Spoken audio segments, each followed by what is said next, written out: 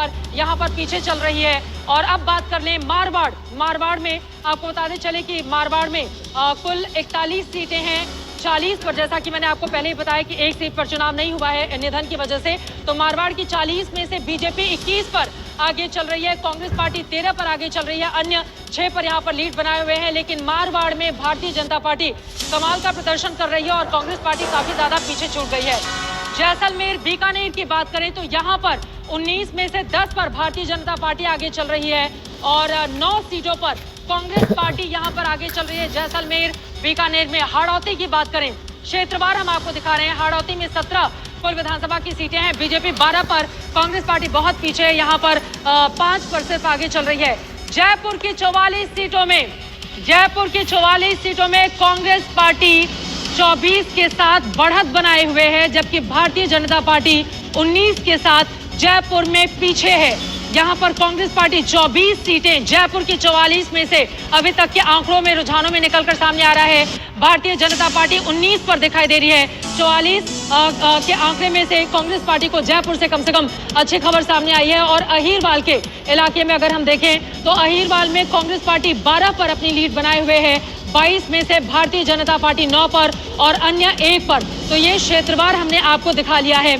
एक बार फिर से जरा महारथियों का चेहरा आप तक पहुंचा देते हैं। यहाँ पर देखिए अशोक गहलोत आगे चल रहे हैं, सीपी जोशी जो स्पीकर हैं कांग्रेस पार्टी के दिग्गज ब्राह्मण चेहरे वो पीछे चल रहे हैं। गोविंद सिंह डोटासरा कांग्रेस पार्टी से आगे चल रहे हैं, गौरव वल्लभ पीछे चल रहे हैं, हनुमान बेनीवाल आगे चल रहे हैं, वसुंधरा राजे झालरापाटन से आगे चल रही हैं, राज्यवर्धन राठौर आगे चल रहे हैं, सतीश पुनिया पीछे चल रहे हैं। आज सुबह इन्होंने बहुत बड़ा ऐलान कर दिया कि हम तो इतनी सीटें जीतने जा रहे हैं, 150 सीटें, इतनी सीटें, लेकिन खुद अपनी अम्बेर सीट पर सतीश पुनिया पीछे चल रहे हैं। राज्य में विपक्ष के उपनेता हैं सतीश पुनिया, वो फिलहाल पीछे चल रहे हैं। प्रशांत शर्मा आगे चल रहे हैं अम्बेर राजस्थान से। यहाँ पर आप देख रहे हैं सतीश पुनिया के लिए अच्छी खबर नहीं, आज सुबह ही उनकी ओर से बयान सामने आया था। गोविंद राम मेघवाल खाजूवाला से कांग्रेस पार्टी के पीछे चल रहे हैं, हरीश चंद्र मीणा कांग्रेस से पीछे चल रहे हैं, सचिन पायलट टोंक से पीछे चल रहे हैं, राजेंद्र राठौर तारानगर से बीजेपी के आगे चल रहे हैं, प्रताप खाचरियावास सिविल लाइन से कांग्रेस पार्टी के आगे चल रहे हैं, वो मंत्री भी हैं, शांतिलाल धारीवाल कोटा उत्तर से, इनको देखना बहुत जरूरी है। आपको बताते चले 80 साल उम्र है शांतिलाल धारीवाल की, भ्रष्टाचार के बड़े सारे आरोप इनके ऊपर लगे, कोटा उत्तर से चुनावी मैदान में है।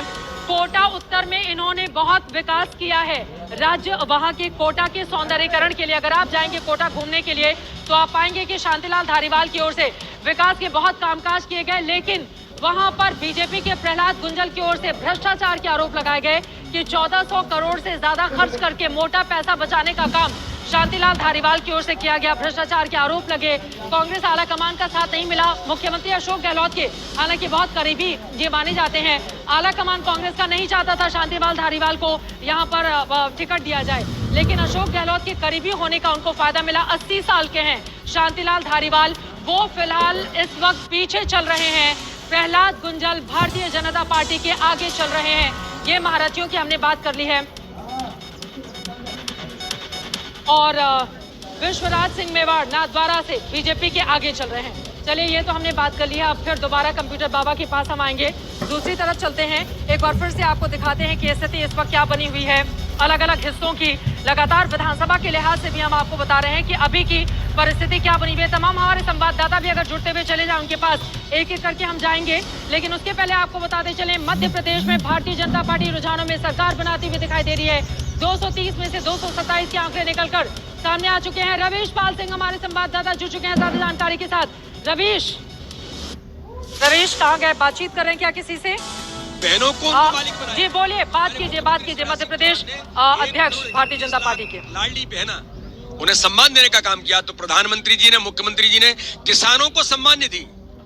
ये जो ताकत भारतीय जनता पार्टी की थी, इस ताकत को और विकास के झंडे को डंडे में लगाकर भाजपा के कार्यकर्ता ने प्रत्येक बूथ पर जाकर के जो काम किया, हर बूथ को जीतने का संकल्प लिया। माननीय अमित शाह जी ने जो टास्क दिया उसे पूरा करने का प्रयास है और आज उसका परिणाम दिखाई दे रहा है कि ऐतिहासिक बहुमत के ऊपर। अमित शाह लगातार 3 दिनों तक रहे थे और रूठों को मनाने की कोशिश की थी, आपको लगता है कि इसका कुछ असर? देखिए, रूठों, ये इतना बड़ा संगठन है, दुनिया का सबसे बड़ा दल है, मनुष्यों का संगठन है, तो मैं ये नहीं कहता हूँ कि हम बिल्कुल आइडियल हैं, कोई ऐसा हो सकता है, लेकिन अमित शाह जी की कुशल रणनीति का ऐसा था कि टीम स्पिरिट के साथ भारतीय जनता पार्टी ने एक सामूहिक नेतृत्व पर टीम स्पिरिट के साथ चुनाव लड़ा।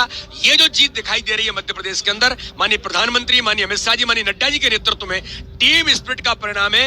बूथ बूथ के कार्यकर्ता का मेहनत और विकास और गरीब कल्याण, यही जनता ने आशीर्वाद हमें दिया है। एंटी इनकम्बेंसी कही जा रही थी 18.5 साल इनकम्बेंसी नहीं थी, कोई एंटी इनकम्बेंसी नहीं थी, पहले दिन से नहीं थी। तो अब एक आखिरी सवाल, वीडी शर्मा प्रदेश अध्यक्ष भारतीय जनता पार्टी के, वो बेहद कोई शाबाशी की बैनर्स पोस्टर्स लगवा रहे थे और मैंने सदैव कहा था कि नतीजे का इंतजार करो। तो मुझे पूर्ण विश्वास है कि जनता का आशीर्वाद भारतीय जनता पार्टी के साथ रहेगा और समूचे मध्य प्रदेश की जनता को मैं नमन करता हूं।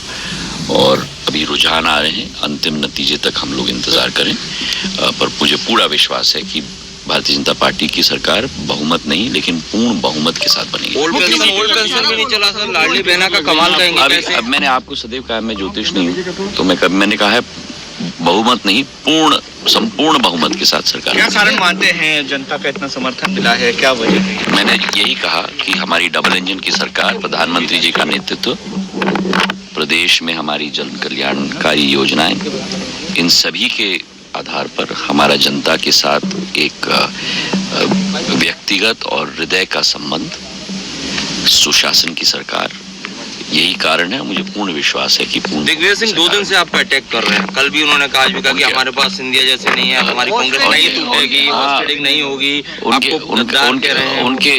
उनके हर एक बद्दुआ का मैं स्वागत करता हूं और दिग्विजय सिंह जी को मैं अपने तरफ से, अपने दिल की गहराइयों से मैं उनको